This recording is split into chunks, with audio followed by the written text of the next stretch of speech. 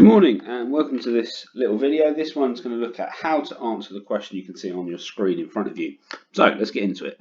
A pupil has said, life in Katniss's home must be tough and the people in the seam have gruelling lives.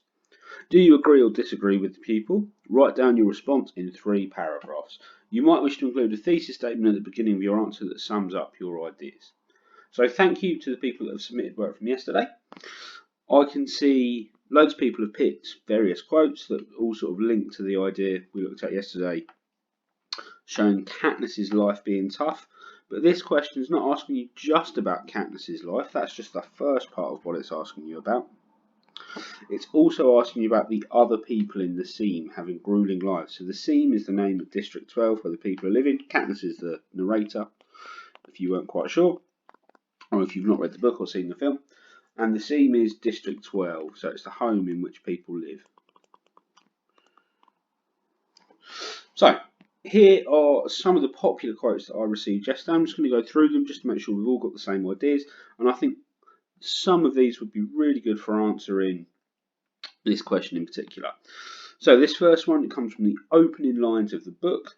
So obviously Suzanne Collins really must have thought about how she wanted to introduce the character of Katniss and introduce her world. So this introduction is giving us the very first sight we have of the seam and life there. When I wake up, the other side of my bed is cold. I stretch out my fingers but find only the rough mattress cover. So I quite like this one because immediately, and I think the word that I would choose here is it establishes this negative world. Straight away we know that this isn't going to be something beautiful and pretty. We know it's something almost evil feeling, and I think cold is the word that really does that well. So this little adjective cold, I think that straight away is establishing that negative world. I stretch out my fingers. So it feels like, although this is quite a natural thing for someone to do in the morning, I almost feel this is metaphorical of the people there reaching out for a better future.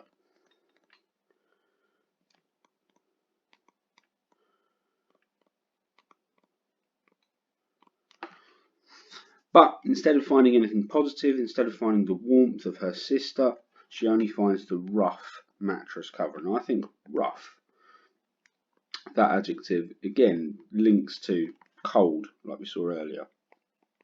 Now it establishes this negative world in which we live. Next one, a bit later on. In sleep, my mother looks younger, still worn, but not so beaten down. And I think this is a good one because it introduces a new character. Later on there is the contrast to Prim. Prim's described using those 2 similes. And I think this establishes again, or perhaps develops, the idea that everyone is suffering, everyone is struggling.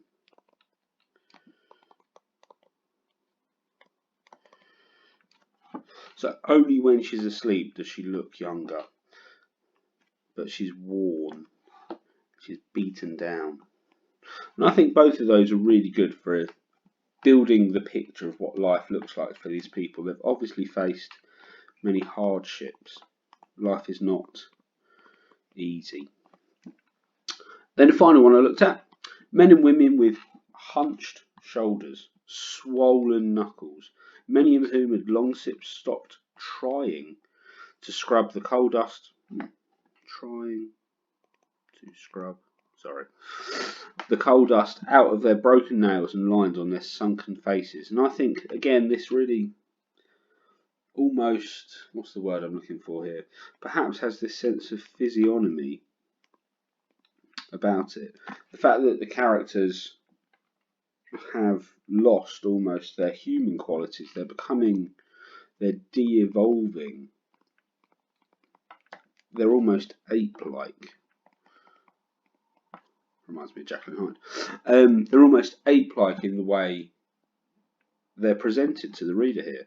And I think that presentation is really important. And going back to the question we're looking at, the fact that their life is grueling. Yeah, I think I can really see that coming through, and I think obviously life must be really tough. Okay, so those are a couple of quotes that I would be thinking about. I've suggested here that you're going to write a thesis statement. So what I might do is I might think, okay, well this is my, let me zoom in a bit. This is my first idea, this is my second idea, and this is my third idea.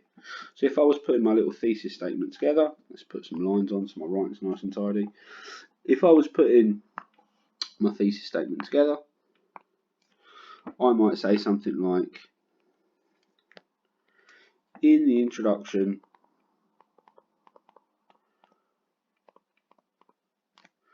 to the Hunger Games,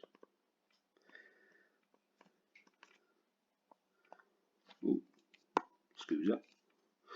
In the introduction to the Hunger Games, I feel, and here you want to put your own opinion in, but I'm agreeing with what this people are saying. I feel I agree with the pupil's statement that Katniss's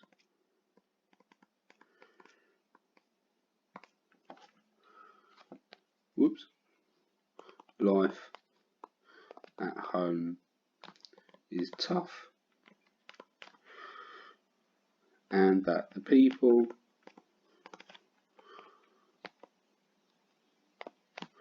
in the scene have grueling lives. Then I want to think about the reasons why I think that. So in the first one, I think the big idea that's jumping out here at me is that immediately there's an establishment of this negative world. So idea number one. I think there's a development of the suffering and struggling. Idea number two. And then I think number three, I've not really written it down, but people bear the hardships of life. That might be number three.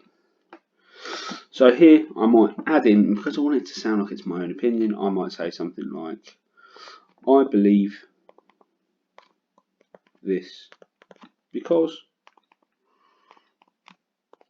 and I'm just going to add in idea one and idea two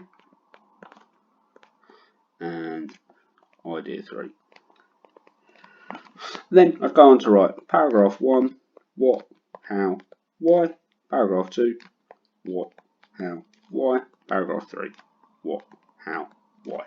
Okay, hope that's been informative and explanatory for you. I don't want this video to run too long. This is something that I'm looking forward to marking. So as soon as I've got it from you, give me a day or so and I'll send that back to you with some marking on that. Okay, hope you've enjoyed the video. Stay safe. Speak soon.